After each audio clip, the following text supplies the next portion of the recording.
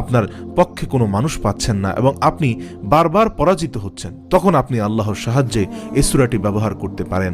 সূরাটি ব্যবহারের নিয়ম হলো প্রতি সোমবার এবং বৃহস্পতিবার এই আমলটি করতে হবে। দুপুর 12টা তার দিকে কোনো উঁচু স্থানে দাঁড়াবেন উজু অবস্থায়। প্রথমে দুরুদে ইব্রাহিম 3 বার পাঠ করে নেবেন, এরপর 41 বার সূরা লাহাব তেলাওয়াত করবেন। তাব্বাত ইয়াদা আবি লাহাবিন ওয়া তাব মা আগনা আনহু মালুহু ওয়া মা কাসাব সায়াসলা নারান যাতা লাহাবিন ওয়া ইমরাআতুহু হাম্মালাতাল হাতাব ফি জিদিহা হাবলুম মিন মাসাদ। সূরা আবু লাহাবের অর্থ দাঁড়ায়, পরম করুণাময় আল্লাহর নামে শুরু করছি। আবু লাহাবের 2 হাত ধ্বংস হোক এবং ধ্বংস হোক সে নিজে। কোনো কাজে আসেনি তার উপার্জিত ধন সম্পদ, যা সে উপার্জন করেছে।